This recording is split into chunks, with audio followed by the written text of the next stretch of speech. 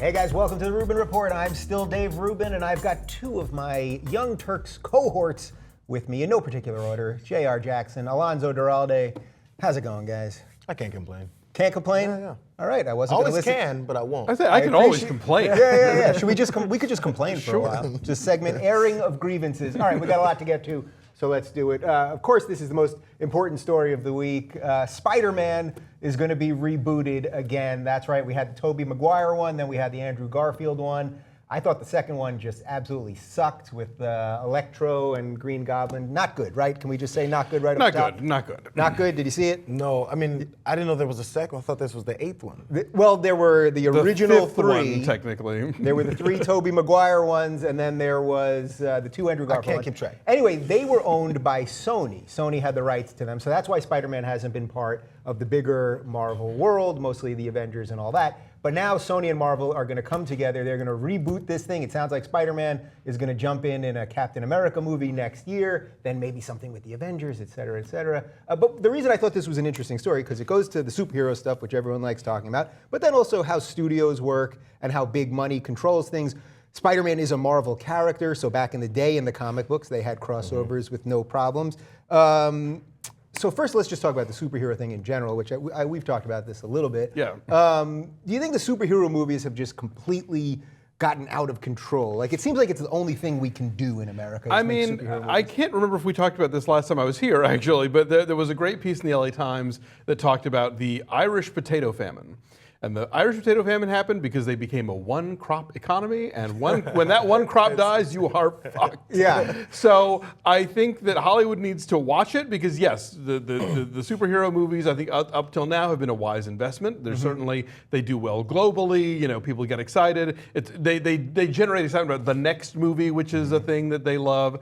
But you know, beware the one-crop economy, because when people get sick of them, they're going to have something to fall back on. And real quick, I mean, not only are they huge money-making things, but you're right about this sort of next thing, because now, I think another time we had you on the show, Alonso, we laid out this chart that they've put together the next where 5 they've years. literally laid out the next 5 years and how they're linking. It's actually pretty cool how they're starting to link movies together, and obviously DC is doing some of this with Batman and Superman. How do you feel about the superhero movies in general? Well, you know, now that it's put that way, I mean, of course, there's tons of them, and then I think they just need to stop naming them this Batman, this Spider-Man, that movie, because it does kind of get confusing to people who don't know the logistics and the business side of how everything keeps changing, and that because the links are actually a little cool, especially for comic book fans, which I'm not one of. Yeah. But it kind of makes you one if you know the stories can link. Sure. It also makes you have to keep watching the next one. Because you're continuing the story, just like in comic books themselves. Yeah, that was the Marvel Universe strategy in the first place, was that if you really want to know what was going on in Fantastic Four, you had to read this issue of the Avengers and that issue of,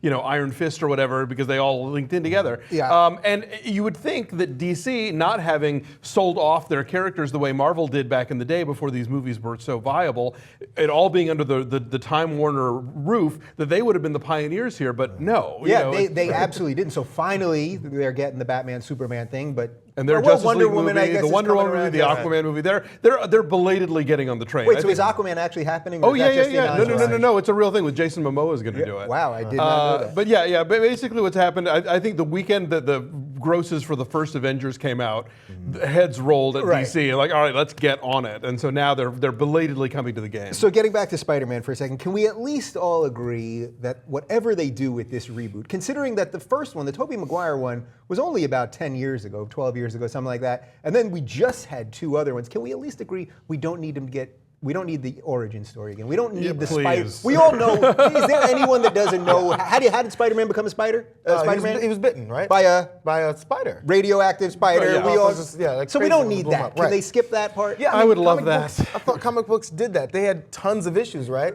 So you can do more than just that one story. But I don't know. We've been introduced, and people who didn't need introduction have already done it. To be fair, the Amazing Spider-Man, which is the Andrew Garfield ones, they were operating under a little different universe than the Sam Raimi Spider-Man trilogy was.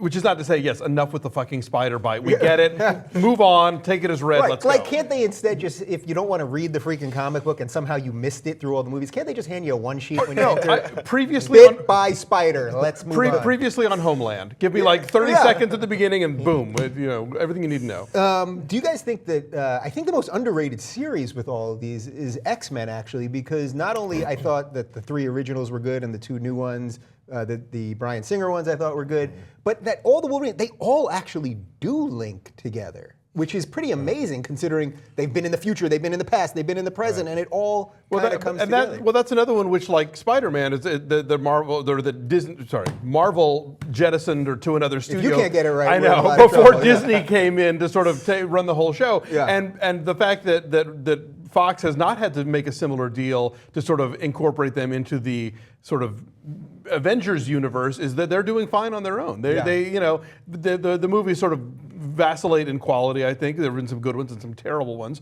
But you're right. They've managed to create a self-contained universe for themselves, so they don't need to go running back. I think the reason that Sony is reaching out to Disney here is because they have lost their way and these movies aren't working, and so they want to hitch their wagon onto something that is working. It does seem like it's the storyline thing, because the X-Men, as you said, have been working and they don't have to reach out to others.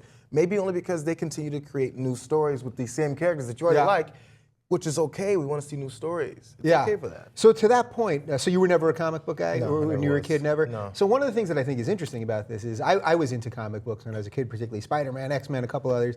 Do you think we're losing something, even as someone that wasn't into the comic book part, do you think we lose something with all, it's like we talk about with all the technology all the time, like kids just don't read them anymore. Like I know comic books still exist, but it's not like it was back in the day where They're your still into imagination... dudes our age. And right, I take that back. There's plenty of people our age and older than me. I've got a couple comic books in my place. But do you think you lose something, just the reading aspect, where your imagination and you could actually turn a page and you didn't have to just see it once and then it disappears for 2 years? It must be a mid-range group of kids that, maybe they were still around when there were books. And now they're around when there's also the electronic book and everyone's doing this. Because, I have a 3-year-old kid and he knows how to turn pages because we make him read books, or he actually has books at home on his shelf. Yeah. But there's still, when there's something electronic in front of them, we're completely going away from it. There's going to be a point where I think his generation, when he's 16, he'll be like, why would I pick up a comic book? I'm going to download it and it's going to pop in front of my face now. Right, like literally like a hologram. Yeah. And it's just changed. But at least they're still reading it. They're just not Right. on Right. dead trees, as they say. I mean, yeah, look, this stuff is always going to be changing, and I think that I don't think it's not these movies' fault that people aren't reading comic books. Yeah. People aren't reading comic books because people aren't reading, period, or they aren't buying. You look at the sales figures from the 60s at what X-Men issues sold, what even like romance comics that were aimed at girls sold, like that was a market, and now it's a different thing. But I think, if anything, the movies are probably sort of propping up what's left of the comic book industry, at least the mainstream superhero industry. All right, mainstream superhero industry, you're going to be just fine. Alonso said it. So there you go. All right, you guys know I love robots and I love dogs, so I was able to combine robots and dogs into a great story. Google is making a robot dog. They're working with Boston Dynamics, and they've created a robot dog named Spot. And let's take a look at the videotape.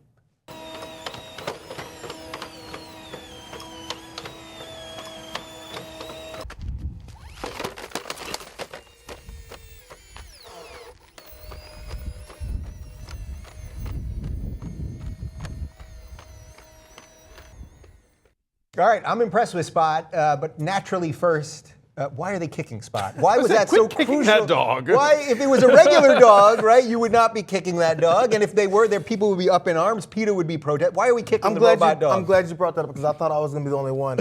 It's a piece of machinery, right? I still feel bad for the dog. Yes, yes. Because he stumbled like a dog would. Like, what the hell? Yeah, you know what? Can we throw the video up for 1 second? Let's just throw it up in, because you're right. There's something so innately... He's skittering and That it's right there. correcting. The big kick was worse because he slipped on the ice. Yeah, let's just Trying to watch reach- that next kick. Come on, man. And that guy's kicking it with a certain degree of anger in the... So what does that say? What does that just say before we really get to it? Because I felt the exact same thing. If that had been something that looked more like a spider or some other amorphous robot, you wouldn't have felt it. But because it looks like a dog, we all felt something. What does that mean? that we have empathy for these sort of, artificial creations, which is either going to save or doom the human race in the future, I think. Yeah, so all right, so well, you're skipping ahead a little bit, but I always ask when we do these robot stories, when will the robots take over? Because that's where this all leads, right? Robotic cars, we're walking around with our devices, the dogs, you're going to kick a dog and then it's going to bite your head off. I mean, what year? I want a year. I keep asking people, and I'm taking a poll. When do the robots take over? Completely take over? Completely take over. 2065. Wow, that's late in It's my long, book. it's That's late. late. Because there's enough people who are worried about it already early enough that there's going to be some safeguards that are going to last us an extra 20 years. All right. I like that. Yeah, I mean, I'll give you the 20, but let's say 2037. 2037? Yeah. Yeah, I think that's a little more in line with what I'm thinking. Do you think these... Because you're a kid who's looking at everything on the screens, that's not going to stop. That's not good. Exactly. Do you think that robot dogs could ever actually replace dogs? I mean, there would be actual functional reasons why having a robot dog would be good. You could go on vacation, and you don't have to worry about feeding the dog or walking it or blah, blah, blah. Well, so there might be I think as a lot of you guys know, I'm going to compare it to like the classic car situation because I'm a gearhead, old school only. I mean, people who soup up newer Hondas and Acuras, I'm like, that's not a car, dude. Like, old Chevys, 1970s, 1960s, 50s is a little too far back. But like cars had carburetors, and engines that you could hear. But Leaded gasoline. Yeah, right? You had to add lead to your tank. I had a car that had to add lead. That doesn't seem safe. I don't know that much about car adding lead. All right. Yeah. So the thing is, with this, there's going to be the original people who are like, I have a dog that breathes and eats food. You have this new dog that can run forever, but he doesn't breathe. He doesn't sleep. So there's going to be the hierarchy in some people's minds of, I have a real dog, but you have the fake one. They'll be both. Right. And then do we get to the point where, so then everyone suddenly has robot dogs, but then only rich people can get actual dogs. Then we combine them into robotic animal dogs. That's a little island of Dr. Moreau. Here's the thing, though. Frankenstein-y. I think there are people who have dogs for practical work reasons. They're shepherding or they're hunting or they're something. But I think most people have dogs for the affection, for the actual interaction with a living thing. So I don't know that people, I can't see like old folks' homes getting a robot dog because that's going to make the people who live there feel any better. I think there's going to be a dog with a brain and a heart is going to still have a place for a lot of people. I think, but the advancement will be eventually. I mean, of course, these look like obviously machines. Right, they're going to throw some They're fur gonna on that start freaking hovering it, and then it's going to be the point where you be like, wait a second, is that a real one or is that the robot dog? It can only because it's going to stop making the noises of it's going to stop. Yeah. All this is going to change, and maybe the backwards bending legs will be the giveaway. It's going to be the AI dog. Yeah, why are you kicking robotic dogs, people? There's no reason to kick a robot dog. I get it, the dog can move like it's just unnecessary. Anyway, what do you guys think? You want robotic dogs? How about clone dogs? Let us know in the comments right down below. Smart TVs, everyone's got them. I still have an old-fashioned dumb TV, but the smart TVs, they're big. They're internet connected. You can get Roku on there and Apple TV and all that fancy stuff. Well, Samsung has a smart TV that lets you use voice recognition. So you can talk to the TV, tell it what you want to watch, volume up, volume down, channels, et cetera, et cetera. The only problem is the TV might be listening to you and sending your information to third parties. Samsung has released a statement. Okay, so on the left, I'm going to read you part of the statement, and then I'm going to go to the famous book, 1984. So the highlight on the left, please be aware that if your spoken words include personal or other sensitive information, that information will be among the data captured and transmitted to a third party through use of your voice recognition. So let's just take a moment and think about that for a second. I mean, what they're saying is that if you're talking in front of your TV, even if you're not giving it commands, there is a chance that they're listening, this television is listening and sending it to third parties. Not good. That doesn't seem good to me. All right, now let's look at an excerpt from 1984. Any sound that Winston made above the level of a low whisper would be picked up by it. Moreover, so long as he remained within the field of vision which the metal plaque commanded, he could be seen as well as heard. There was, of course, no way of knowing whether you were being watched at any given moment, how often or on what system the thought police plugged in on any individual wire was guesswork. That is basically what's happening. I don't know if you've been watching this show for a while, but we also talk a lot about the NSA, hackers, anonymous, information, Google, emails, all of this stuff. It's all kind of connected. Even your iPhone, where you now put your fingerprint in your iPhone. It's like we know all this stuff is being stolen. We know, and we're literally buying the products the phones, and then we're buying the televisions to put them in our houses with these kind of security flaws. What do you make of this? This is scary shit. I'm turning into a great old man. It's happening quickly with I've been you. that way I since know you well enough. I was an old man when I was 6. Yeah. So like, when kids would paint in class, I'd be like, stop, man, you're getting it on your clothes. It's ridiculous. So I mean, no, look, that was weird. But no, so when it comes to things like this, I'm late on the technology upgrades because I just don't like them. And I don't think specifically and go, that TV's gonna record us and take us to a third party. I don't think that way. I just think I don't need it. Yeah. For whatever reason, just intrinsically, I don't need it. Like, pushing the button on the remote is plenty easy for me. So I don't, it didn't appeal to me that I can speak to my TV at any time. It's gonna pick up and change the channel for me. I didn't want any of that. So in seeing this, it galvanizes my disbelief in this type of Yeah. stuff. So this confirms your anti-technology stance. I mean, no, I'm not lying to you. I just got into the whole, the downloading of music and Spotify's and all that. I was like, the CD is beautiful. I love what you just said, the downloading of music. Even that sounded old. Alonso, give me something here. I want to see the murder trial that happens when Samsung gets a confession through their television that they then turn over to the cops. I mean, this is terrifying. The worst thing is that they're going to make more and more sets like this, and it's going to become that thing where it's like the iTunes agreement that no one reads, and we all click I agree. That ultimately it's like it's been this slow erosion of how much are we willing to take. Yeah. And at first, there's this, oh my God, that's terrible, and then eventually okay, fine. So isn't it like first, staggering? because there were people that were like, oh my God, Facebook is going to own all my photos, and now it's like, okay. Yeah. Right, so isn't that the staggering part, that it's this slow erosion, but it's in everything that we do? I mean, look, we're all walking around with phones on us. Now, if your television can be listening to you, even if your phone's not on, I think about this sometimes, even if your phone is not on, but it's in your pocket, so I would imagine that some pretty fancy hacker somewhere could figure out a way for your phone not to light up and somehow them be getting the audio or whatever it is. So there's just to sell you shit. That's the thing. It's not even half the time. It's not even for the NSA or whatever. It's just to sell you. So shit. that's an interesting point. So it's not necessarily for purposes of spying or evil in that way. So should we take some comfort in that? No. That it's maybe just to sell us some crap? No, we shouldn't. That's the servicing. That's how, as you mentioned, that's how they get us to buy the implements of our transmitters. doom. Yeah. That's the way they get us to do it for our own benefit. The transmitters.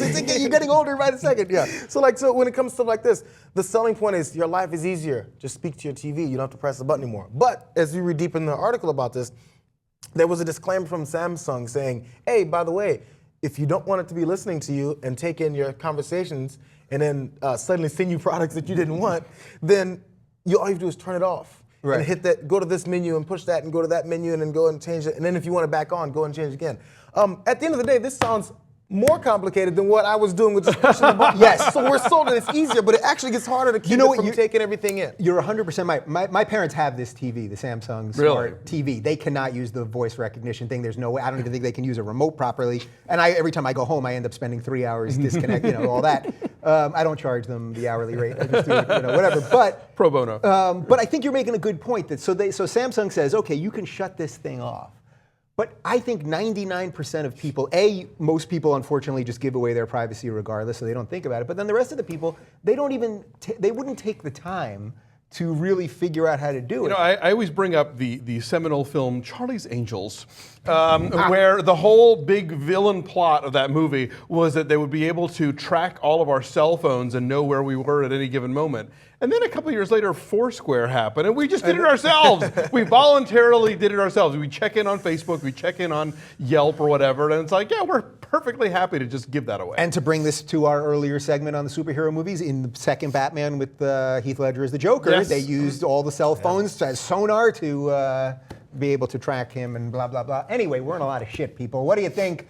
Let us know in the comments right down below. You might have heard of this little film called 50 Shades of Grey. Well, it's coming out today, and if you haven't seen the billboards everywhere and the commercials and all that, we're going to show you a little bit and then talk about some stuff. Do romance. My tastes are very singular. You wouldn't understand.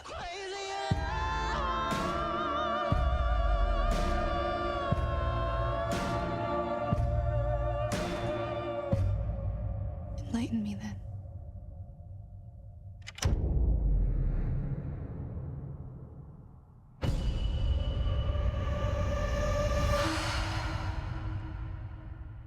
All right, bondage, sex, humans doing things that they do. People are going completely crazy. Interestingly, bondage sex toys have been selling through the roof. Just basically, it started with the book. And now it's going into this movie being released. Things like leather paddles, blindfolds, horsehair floggers, wrist cuffs, bondage rope, and riding crops. We're showing you a few of those. These are from JR's personal collection right there. Also, according to the New York Times, Benoit balls in particular have been selling like hotcakes. Let's look at some Benoit balls. I'm unclear as to what the Benoit ball. Can either one of you clarify? Well, as to of what course, the, there's goggles. I mean, so also There's a goggle this was feel. explained to me off Yes. air what they actually are. So I'll let you guys explain it because I'm not going to do it. But it seems once it's inside, Yeah, you then can say that. We're on the internet. Is it taking pictures? Is it taking Oh, 360 degree angles? These look like cameras. Yeah. Since we're talking about being like surveilled by everyone, Yeah. now you're a canal. Yeah, we just did a segment on surveillance, so we'll link to that right here so you know what he's talking about. I don't think Benoit balls have cameras in them, but God only knows. It'll tell you how your cervix is doing. I don't know. Yeah, exactly. Now, Alonso, you saw the movie already. yeah. You saw the movie, so Yeah. without spoiling, we don't do spoilers here on the Rubin Report. Is there sex in it? Is there any sex in the film? A little bit. But boy, is it not interesting at all. We talked about this on What the Flick this week. This movie is. Oh God, I don't even know how to talk about it. On the one hand, the one interesting idea it has is that basically it's about a submissive who out-dominates her dominant. You know, she's the one really kind of, driving the wagon here, even though he's the one who's supposedly in charge. But the movie is much more interested about dragging him into what it sees as a sort of conventional normalcy than it is about exploring BDSM. And they don't really explain it very well. It never looks particularly fun, and it sort of fetishizes the idea of fetish. Like That's interesting. there's more shots of like his rows of riding crops in the secret red room than there is of them being used. So that's interesting. So without getting too into the movie, since obviously we haven't seen it, what do you make of when this book came out that suddenly people felt like they could talk about this stuff, and now the movie's coming out and people are doubling down and feeling like to me, we live in a time where we're so oversexed. There's porn online, obviously. Did you know about the porn online? What is it? It's on the computer. I know you're not big on technology. It's like the downloading. Yeah, just Does trust it me. come in those goggle balls? It's in there's porn in those things.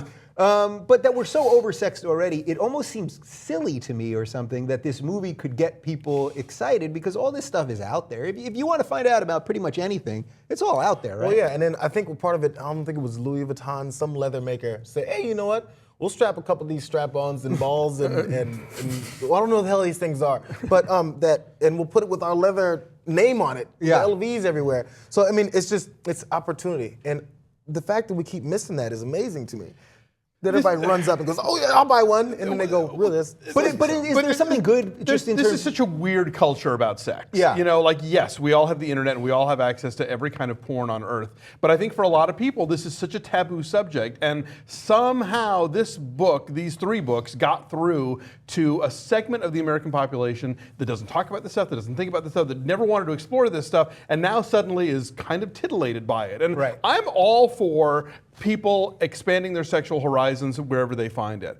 It doesn't make these books good literature, doesn't make this a good movie, Right. but if it encourages people to explore their own sexuality, great, that's terrific.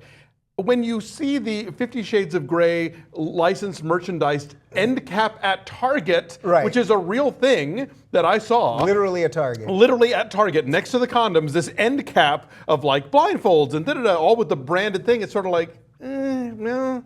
I guess, but there are stores that have more and better options. But if Right, this is your starter kit at Target, knock yourself out. Right, so I get that. Like, I do get that. Like, it becomes so commercialized. I mean, that's what you're saying too, that this stuff becomes so commercialized that Louis Vuitton's okay putting their name on this stuff, and then it's at Target. But isn't that sort of the point? Like, as progressives, right? You're taking it out of the shadows. Yeah, getting it out of the shadows, and that someone could buy a freaking whip at Target and throw it in their thing next to the dog food, and it's like nobody cares because guess what? People are doing this stuff. That's the right? thing, people will care. I mean, I get it, and I love sexual freedom, all for it. Now, Targets are generally community stores. I feel like my Target employees know me. Yeah. You know, is that right? They know my So you don't want purchasing them- history. They know that I buy pull-ups because I have a 3-year-old kid. Like, oh, how's the kid? They just know when my kids Look, are drive around. 2 miles, you'll be at another Target where no one It knows just you. seems JR. There's plenty of Targets out there. No, yeah, there is, and I go to all of them. Yeah. It just seems like that's why there's particular stores for it. Yes, Yeah. that's why you go to the pleasure chest, Yeah. because they don't necessarily know your name. Yeah. Right. And if they do, they know that what you buy, and that's great That's too. fine. Yeah. So final thought on this. Okay, 50 Shades of Grey. It seems to me that naturally what has to come next is 50 Shades of Gay. I'm not the first one to come up with that brilliant title, but that does seem. It seems to me that the next thing that is going to come out of the closet, no pun intended, is gay. You're going to start seeing more gay sex. Like that seems to be the next thing. Like we've gotten to the point where we pretty much almost have marriage in all the country. I know we're still working on 12 states or something. But the next thing is that you're going to have to see gay people having some sort of affection, Well, which they still don't even do well in movies. Actually, here's what the next thing is, because there were 2 different movies at Sundance that dealt with this. It's about straight guys in the media allowing themselves to explore their gay side without having to claim gay as an identity. We're going to see more straight guys in movies and TV, like making out with dudes, and more so, and not like being wigged out about it. That's the next frontier. You'll be watching that, will you Because not? that's the thing. I mean, this is the takeover of the gay, right? This Now you is can start what- trying to convince straight guys that they can make out and then not be. Yeah, because you're So hanging whose on agenda to is this? Right. Is the question. now. You're hanging on to your We're doing it for sexuality. you. Yeah. It's for you to relax and calm down. Because there was a really, speaking of Sundance, there was a documentary there called The Mask You Live In that was about how we do such a crappy job of raising men in this society because Yeah, we I teach them read to it. shut off their feelings. We don't let them have intimate friendships with other men at a time in their life when they need it because they're all like, no homo. Right. So, if 2 straight friends feel like they can confide in each other about their feelings and like hug each other occasionally and not have conniptions about how somebody's going to think they're gay, that's only good. Right. So we need to do more segments about that because this is the same thing about girls in college. They're allowed to make out with other girls. It doesn't mean they're a lesbian. You Right. see a guy making out with a guy, that's it. Gay for life. Anyway, what do you think? We were all over the place there. What are you into sexually? Let us know in the comments right down below. The conspiracy theories are popping these days. We did a video last week where people seem to have claimed that Area 51, that aliens are there. We showed the video. Actually, we'll link to it right over here if you want to check that one out. But now, video has come out of Bigfoot. That's right. Let's go to the videotape. All right, there's no audio to this thing, guys, so we can talk through this. We're seeing, it looks like there's some buffalo or something in the foreground, but in the background, do you see there seems to be some sort It's of... like a train. Look, what? No. There's a big guy with a limp. Could that be Alonso? Because there are no big guys with limps. All right. I mean, people are saying that is evidence of Bigfoot. I don't know why when these video hits, why do they never get a closer shot? Why does no one ever zoom in? Why is it always so grainy and blurry and blah, blah, blah? But I like conspiracy theories because I think it's fun to think about. So my first question is there a conspiracy theory that you particularly buy into before we get to Bigfoot himself? Near you. I have one. Take it Sure, away. no, go. Take it away. Well, because it has an explanation, so that's the weirdness of it. Or I don't know if it's a conspiracy theory, it's just similar to the Bigfoot. The chupacabra does exist, but it's not a mythical creature. It's this rare, weird jackal dog type of creature, which is fine. There's not many of them, and people see them, they see this weird running thing with longer hind legs. It doesn't mean that you have to freak out about it. Right, so it's I not believe like it from exists. nuclear waste, the Right. dog that went and then, Yeah, no, and it's not yeah, that. maybe it breaks into your yard and eats your chickens if you have a farm. That's what wild animals do, Yeah. right? So the freak out about it is what's odd, but it exists, so we don't have to go crazy about it. Now this, Why are we still talking about Bigfoot? Like, didn't everybody involved in the original Bigfoot footage say, "Oh, we were kidding"? Ha ha. Yeah. I mean, like the 1967 footage that everybody keeps going back to is sort of the original. The guy in the Bigfoot suit came out about it and like admitted that he was the guy in the Bigfoot suit. Right, so I guess it's just people just love this kind of stuff. They love the idea of a The Loch Ness monster. They love the yeah. idea of the alien thing. You know, a conspiracy theory that, you know, the JFK assassination, I've watched a gajillion things. Like, I'm not so sold on what the government has told us. So I like all of that stuff. Harry and the Hendersons. Why haven't they remade that, Alonso? That was my last question, but I'm moving it up here. It was a fine film, John Lithgow. Wasn't it a TV show for a while? Oh, and it was a TV show Yeah, for a so little I it was think- only a TV show. Oh, it was No, it was a It movie was a first. movie, and then it was a movie shitty first. syndicated Yeah. TV show. Kind of a shitty movie too, actually. So you have no answer to that? Why it No, hasn't no, none. Yes, clearly I'm part of the Bigfoot conspiracy because I don't Yeah. know why they haven't made a Harry and the Hendersons Do you guys remake. think in an age where everything can be manipulated and photoshopped and digitally altered, sheltered and all that. Would there be anything short of you seeing Bigfoot and him sitting down right here? Would there be any video proof that would be enough for you to go, oh yeah, he exists? There would have to be some video proof, but I mean, it needs to be close and clear. Again, as you were saying at first, there's nothing. It's just as grainy as original, as you said, when the 60s when they first. Yeah, 67. I think. How is it 2015 and we still have the grainy videos? I get it. It's just some camera that's taking a shot. And of is it the whole park. same Bigfoot? Is it just like Bigfoot's grandson Guys, at this I mean, point? that Like, seems what right. do we? Yeah, how do they live? What do we think? How many are there? Why have they only seen one at a time? Makes you wonder, right? Is he the last of his people? But, I mean, there was some explanations in this. They said, what other creature is that big and would be that close? Say it's a man in a Bigfoot suit. He's that close to those wild roaming buffalo. Was it buffalo or bison? Whatever Bison, buffalo, yeah. And then that's dangerous. That to be so close. Yeah, but by the way, people get close to dangerous Yeah, I was animals going all to the say, time. watch Grizzly Man. Yeah. Final thought on this. What do you guys make of the people that devote their lives to this stuff? Because there's so many of them. And look, we're on YouTube. YouTube is the home of conspiracy theorists and all this stuff. So these people that really spend, I watch Ancient Aliens, all this stuff, that spend their lives trying to answer the unanswerable. What do you make of them?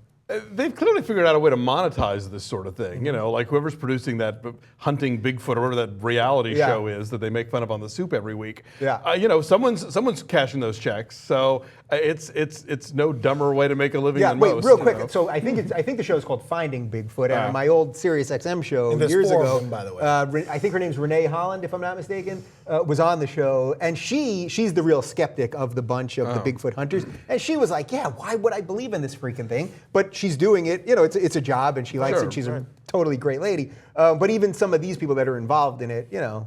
And it's also necessarily- fun to watch it. I love this story we're doing now because it's fun. It's fun. It's It's fun just- to watch. I've watched some of the Bigfoot shows, but at least they have to try. It's the ones that don't even try anymore that bother me. I'm like, come on, dude. Yeah. At least try and entertain me. Yeah, and that's exactly, by the way, why we do these stories, because we can't always talk about politics and the government trying to get you. You got to watch out for Chupacabra. Chupacabra, that's pretty good pronunciation. Loch Ness Monster, Bigfoot, the aliens. What else? Is there anything else big? Ghosts. And naturally, ghosts. Anyway, what do you think? Do you believe in conspiracies? Which one is your conspiracy of choice? Let us know in the comments right down below, and don't forget to subscribe. A huge number of journalists believe that the government is spying on them. Yeah, that's right. Pew Research did a poll of 454 media figures, and yeah, a huge percentage, take my word for it, but we're going to show you some numbers right here, believe that the government is spying on them. That's right. So basically, 64% of journalists who were polled believe that the government is either collecting data on them. Only 34% say that the government isn't. And when it comes to national government security and foreign affairs, probably the most important, that this is where the government secrets are, NSA stuff that we talk about all the time, all that, 71% think the government's collecting data on them. And other journalists, so this is just any old journalist, this is a local TV guy, whatever it is, 62% of them think that the government is collecting data and spying on them. This is incredibly disheartening and scary, and it makes you wonder what these people are inherently hiding when they're reporting because they don't want the government to crack down on them. We know that self-censorship happens all the time. This is a wheelhouse issue for the Young Turks, so I'll go to you first. I don't know. I feel like maybe I'm going to be the one that's on the other end of this, but I don't put much credence to this study, and I mean at least to the journalists who answered. Not that it's a bad study. They asked them, they answered, right? But so you think it's maybe them being a little self-important? calm down a little bit. Yeah, yes, and yes, I'm sure plenty of journalists do get spied upon, but if you're the anchor in WXYZ Montana Local 6, calm down, they don't give a shit about what you're doing. So again, there's ones who are exposing big things or have certain sources that are deep in certain kinds of investigative parts or deep canals of the government. Yeah, they probably are watching you. That makes sense. We have proof of that actually. Yeah. It has happened. But then the perception now that stretches to what, 64%? Is Yeah. what that number was? I think maybe 35% of them need to calm down. Right. All right. So let's get to a little more information on the poll first, and then we'll jump back. All right. So 7 in 10 said they believe that the government has spied on their calls, emails, and online searches. 8 in 10 believe just being a journalist jumps the chance of being spied on. 80% just by being a journalist. That's what they think. 14% say in the past 12 months such concerns have kept them from pursuing a story or reaching out to a particular source, or have led them to consider leaving investigative journalism altogether. So that's what I'm talking about self-censorship, that if you think this is happening, then you might not want to report on a story. So I think your point is well taken. Yeah, guys that are in the middle of the country doing local stories, probably not that important. There also may be an element to this where reporters think that they're more important than they actually are, so maybe that's why the 8 and 10 is so high. But I don't want to discount legitimate concerns when we know the government is still prosecuting reporters. Plenty of examples of this. I mean, this is. I feel like they're spying on everybody. I feel like we're all having our calls and emails monitored no matter what we do. Yeah. And so why not journalists? You know, what makes them so special? I mean, yeah, I think a lot of them sort of fall under the general umbrella of just general, you know, hinky behavior on behalf of the people who are monitoring this stuff. But sure, I think that certainly if you're in a position to actually do some damage or reveal some damning truths, then that puts you in the crosshairs. So is this Obama's biggest failure? Because it seems to me that we had a 6-month period where we were talking about the NSA all the time, right? Snowden and everything, all the documents being released and all that. And people were starting to get outraged. Obama said he was going to do some stuff. They kind of were implying maybe it's just metadata, not actual, tangible information in emails, things like that. And we're not listening to your phone calls. We're just watching. We're just watching, how long they are. All that stuff that they can always explain away. But who do you believe?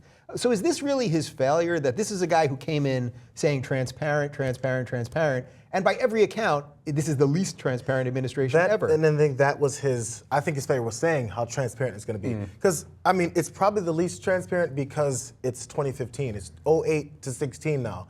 If any other president was in from 08, from 08 till 16, hey, you're going to be the least transparent in history. Because just because of the technology. Yeah, just because of and who you're surrounding yourself with, you're not going to put people in place that are going to not be paranoid and that are not, their job is to think, hey, let's protect this president, this administration, our secrets, our moves by any means necessary. And if a president walks in and goes, no, you're not, you're the head of the CIA, whatever, you're not going to do it, then you go, okay, yeah. And they're going to do it. Like these are high up individuals who have big egos and have power too. But to your point about the lack of outrage, I don't know if that's necessarily Obama's fault. Did you see the thing that it was a slate or somebody did at the beginning of the year where it was the outrage calendar of last year, and literally every day there was this new thing, some celebrity said something or some government revelation was made. No one has the attention span anymore to stay mad about anything for too long. Right. Remember how Sandy Hook was going to finally change, the gun laws in this country? No. Yeah, and, we can't hold on to it anymore because there's just new shit in the pipeline all the time. Right, and we talk about this all the time. So last summer it was, something with Syria, and then we moved to Ebola, and then we moved to Cosby, and then we moved to Brian Williams, and now Jon Stewart. That's just the nature of it. So, but I think they sort of prey on that. Don't you think that the government and the NSA and all that they prey on the fact that we can't pay attention for more than 3 days? So much so that when people do pay attention to something for more, people who are listening complain about it. They go, okay, enough of this story. Move on. Yeah. Unless it's Benghazi and you're a Fox News user. That one managed to stay aloft for a long time. But yeah, generally speaking, people, if you stay on something too long, you're a crank now because you won't let it go 2 weeks later. Yeah, and by the way, if you want an example of how dangerous this actually is, today, the day that we're taping this, Obama supposedly later today is going to Congress to finally get war authorization. He's going to go for 3 years against ISIS. He's going to be gone by the end of the 3 years. And of course, when they put a timetable, it never means anything because anything can happen and blah, blah, blah.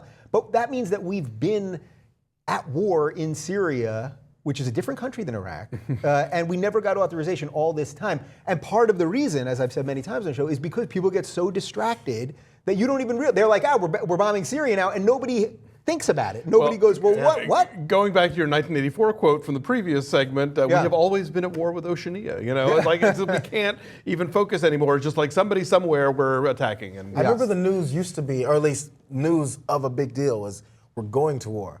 Now the huge news is we're not. If the war stopped, people go, oh my God, did you hear the breaking news? We're not going to fight. If we continue to fight, that's just fine. Right, it's normal. That's actually a really great point. All right, so final thought on this. Who do you fear more? Is it the government or the hackers? Because I don't know which I fear more at this point, because both want your information, both can do nefarious things with your information. Who do you fear more? They're almost kind of molding now. I mean, and maybe they are. Maybe the government's paying the hackers. There's the rogue hackers, and those guys, once they're found, they get snuffed out. So in that case, probably the government, because then they have the hackers, and then they're looking to find the ones. I mean, we've got the Snowdens who will tell us what he found. and that guy's, he has no chance. Yeah. So those, they still have. You mean you don't the want him to onus. come back to America like Melissa Harris Perry said? Come back and face the music. I like Melissa Harris Perry, but Yeah. yeah. So they have more to lose. I think they're under more of a scrutiny from the government themselves. So, Yeah. Who do you fear more? I don't know. I always feel doomed when I come on this show. I don't think about this stuff a lot, and then you parade these like robot dogs and spying televisions, and I'm like, we're fucked. See, We're fucked. you see what I'm doing? I want people to think about this stuff with more than 2-second attention. We're going to be the end of the world's end, basically, where all of our screens are dead and we're wandering around, starting campfires and shivering. On that note, don't forget to like and comment down below. The University of California Student Association, which represents 233,000 students enrolled in UC's 10 campuses here in California, have voted to divest from the United States of America. Yeah, that's right. We've got some info for you. The government of the United States of America is engaged in drone strikes that have killed over 2,400 people in Pakistan and Yemen, many of them civilians. The government oversees by far the highest rate of imprisonment in the world, and racial and ethnic minorities are disproportionately targeted by law enforcement agencies, particularly for drug-related offenses. It goes on. 400,000 undocumented immigrants are held in detention centers every year, and millions have been deported since the current administration took office, and the government is directly supporting and propping up numerous dictatorships around the world with weapons sales and foreign aid. And finally, this resolution aims neither to condemn the entire countries, peoples, or communities, nor to determine political solutions, but it is solely aimed at ending our universities' support of governments that directly engage in and enable human rights violations. Okay, so look, we talk all the time here about misguided foreign policy that we do when we start wars, that we screw up things, and maybe ISIS is our fault because we took Saddam out and he was kind of keeping everything under control over there, and drone strikes that are making more people hate us than killing bad guys, all of that stuff. That being said, this strikes me as incredibly naive and silly for colleges to say we're going to divest, meaning take all their money, the money that they have invested in either United States contracts or companies that do business with the United States, et cetera, et cetera. They're going to take their money out of it. It seems really short-sighted and something that only college kids, I know they think they know everything, but that only they would do. Yeah, it seems crazy because it's impossible. So in doing so, I think they know that. It almost seems like it's a ploy is too flippant of a word, but just like it's their way of putting out there, hey, if you don't know about what's going on, after we make this huge announcement, or at least, this resolution we want to push, then maybe you'll go, that's happening? I feel like it's a way to Okay, so I could do that. So it's a PR It's an thing. effective statement, I think, because it's the classic sort of Coke or Pepsi thing. If you say all that stuff that a certain country is doing to someone, they go, oh my God, that's terrible. And then you lift the lid, it's the United States. You're soaking in it, Yeah. And so, on a practical level, this may not work, but I think it's a great way to sort of initiate a conversation about this kind of thing, because we're constantly judging what other people are doing, and we're invading them, or we're cutting off money, or we're this or that based on X, Y, and Z behavior. But it's not like we're coming to any of this with a clean slate ourselves. When I was in college back in the 80s, that's how old I am, the big thing was divesting from South Africa, because of apartheid. Yeah. But it's not like our racial history has been all that great either. So when you're pointing a finger at other countries, you're for or pointing back at the Pentagon. Right, so I guess that's sort of the irony here. But all right, so if it's just a PR stunt, then I get it. They're shining a light on it, and these are issues that we talk about here all the time. So I'm not against the issues. We imprison way too many people. Again, the drone strike, all the wars, all that stuff.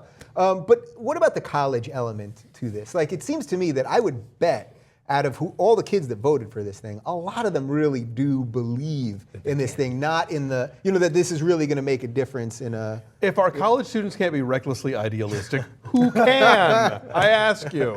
Yeah, Right. The second half, or at least the resolution, the final touches have to be, and therefore we put our resources to which country?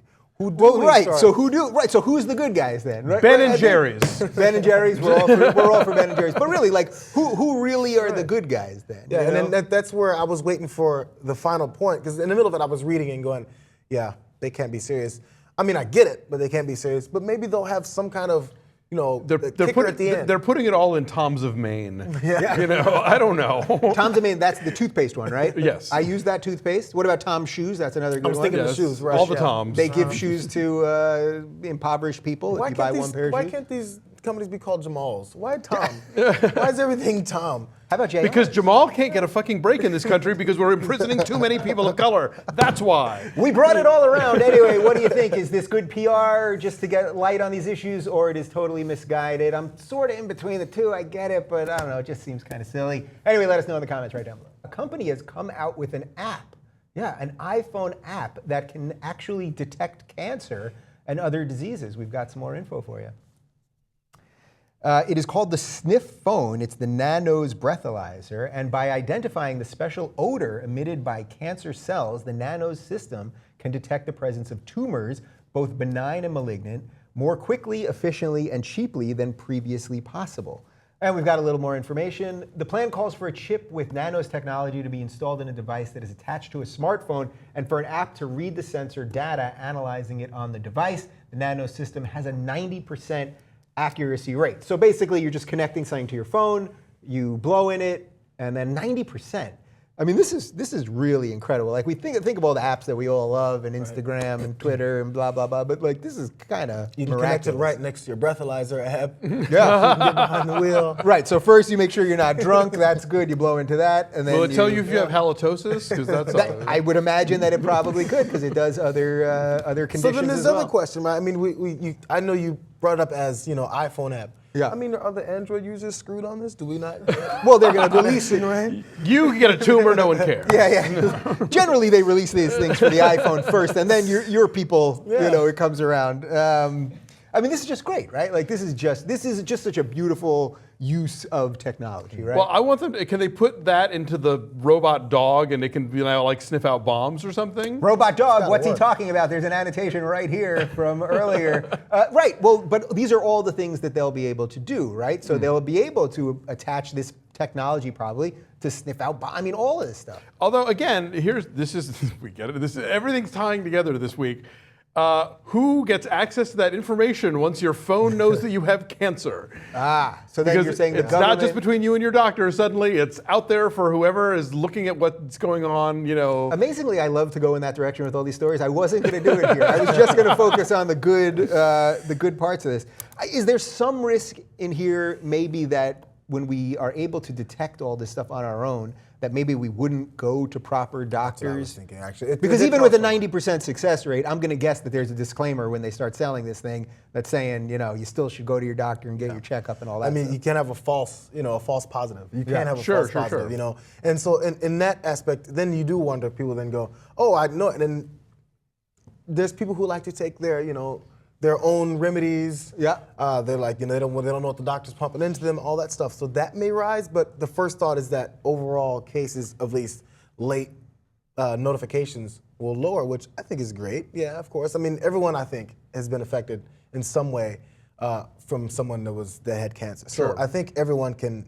There's not too many bad things you can find. No, there's definitely, it's mostly upside. I'm just being alarmist because I'm hanging out no, with I you know. today. But, I do bring that out in you. But the thing also is, I mean, are people going to their doctor's offices and taking the cancer breathalyzer? Like, I've never heard about people having tumor breath before. No, So but this that's the genius of this thing. Like, they've figured out this I always way thought it was a blood test or, CAT scans and things. Right. You know? Well, that's what I'm saying, that I guess there would be some risk in that this thing, it's not 100%, but I would imagine that most of those tests... I guess what I'm saying is there's sort of two levels going on here. One, that there's an app that will do all this, but secondly, that there's a breathing test that tells you that you have cancer. Like, that's, maybe I'm just I find not it hard to believe, following the news, but I'd never heard of this. Well, because these freaking scientists, they're hanging out in science places all the time, working on science, when we're up here yapping about God Scienceville. knows what. Anyway, this is pretty cool. I don't see any way around it. Anyway, what do you think? Let us know in the comments right down below. All right, if you guys watch the show, you know I'm not big on reality TV, but finally there's a reality show I can get behind. There is a new show called The Sex Factor, and this is where people are going to try to become porn stars,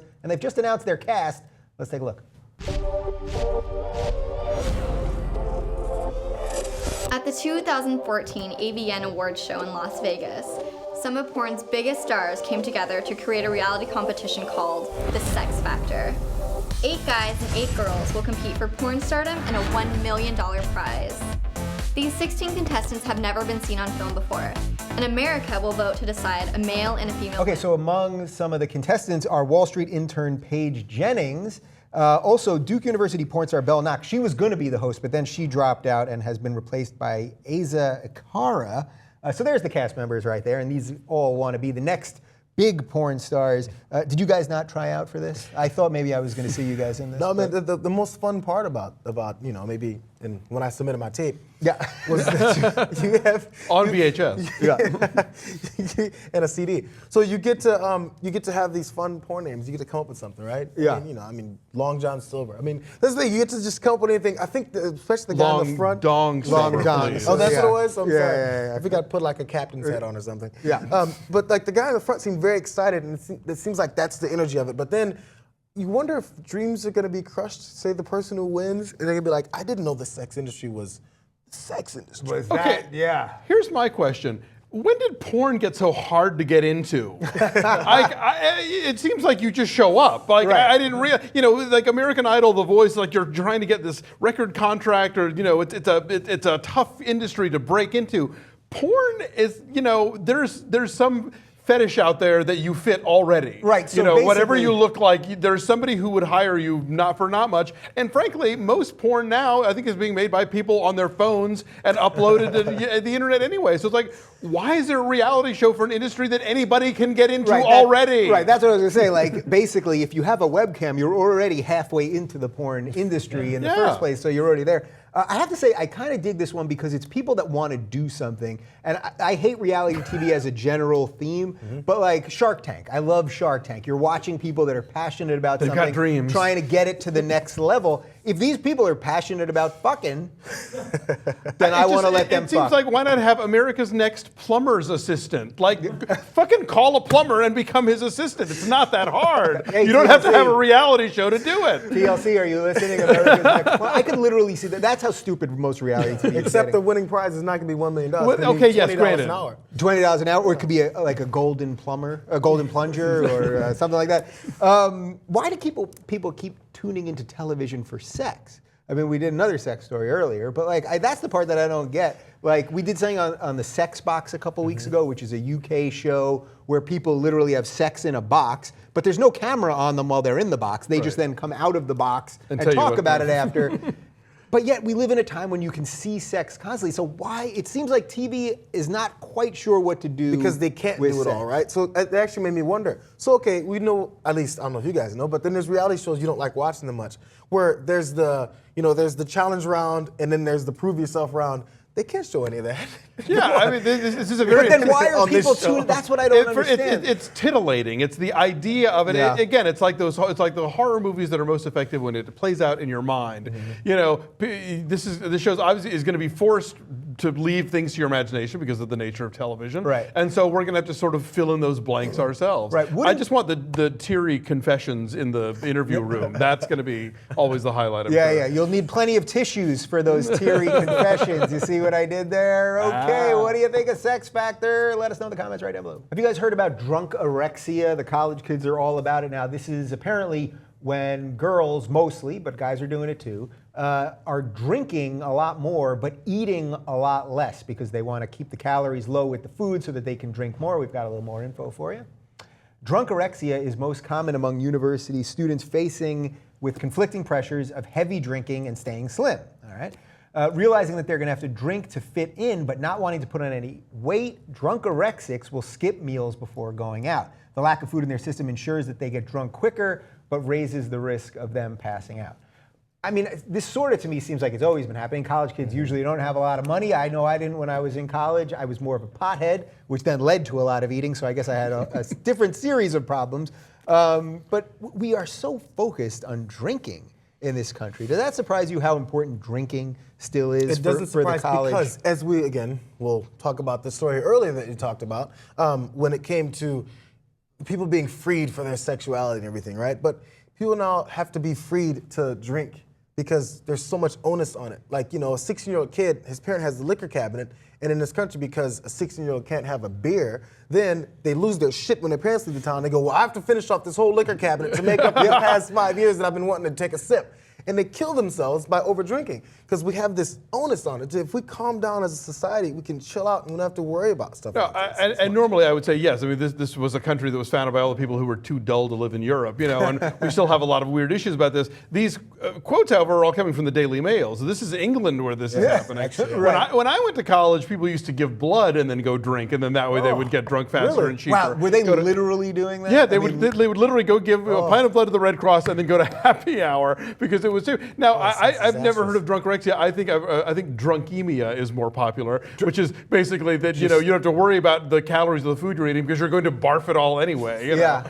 But if you're going to be drunkorexic, that's another strategy. It's all ridiculous. Yeah. Do you guys think that part of the drinking reason, I think this is what you're getting to about the kids in the liquor cabinet at 16-year-olds, is that our drinking age is ridiculous. For it to be 21, that means you are allowed to be sent off to war, but you can't drink. To vote. You can vote, but you can't drink. I mean, this is craziness, right? Yeah, so then we get too excited about it. So again, the people have to watch. They want to see what's gonna, they want to see what they're gonna be like. But then again, we have to worry about these beauty standards. Again, I feel like I'm getting old because it was like a rule in college. It was a rule, man. Hey, we're about to go out. It's Saturday. We better get some food. Pre-hydrate, pre-eat, all that stuff. And also, when did this don't change? these people know that by the nature of the fact they're going to be around other people who are drinking, that's going to make them more attractive? How much of the college experience, do you guys think is actually about this stuff? About drink? I'm not talking about going overboard and drinkorexia and that, but experimenting with alcohol, experimenting with drugs, experimenting with sex, just so that it's that part of your life, so you can sort of get it out in a somewhat controlled environment, so that you can go ahead and live an adult life and not be doing all this stuff all the time. Well, it depends. If you go to BYU or Bob Jones University, it's not at all, Right. But for the rest of us who are in the liberal arts, obviously there's a ton of that stuff going on. And I think you're right. I think that it is something of a rite of passage. It's our own rumspringa, and you might as well have it in a sort of safely confined bubble environment that you're living in, so that you get it out of your system, and then you become an adult and know what you do and don't want to do, and what your limits are, and how to behave like a normal person, and all that stuff. Yeah, Right. The problem is I don't see it changing. I mean, how does it get reversed now?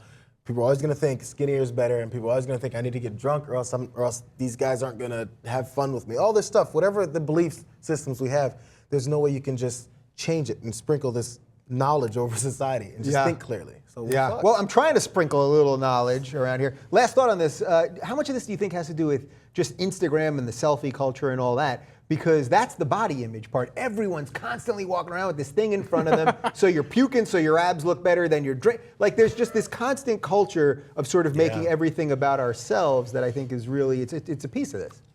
Look, I think if people can manage to go out and drink with their friends and not look at screens for a while, Then that's pretty that good. might be even a healthy thing. I don't know. You know what? Unless you have a final thought, I thought that was the way to do it. Go out. Don't look at your screen constantly. I want to thank Jayar and Alonso. Their Twitters are right down below. And we will do it again, barring a robot revolution, next week.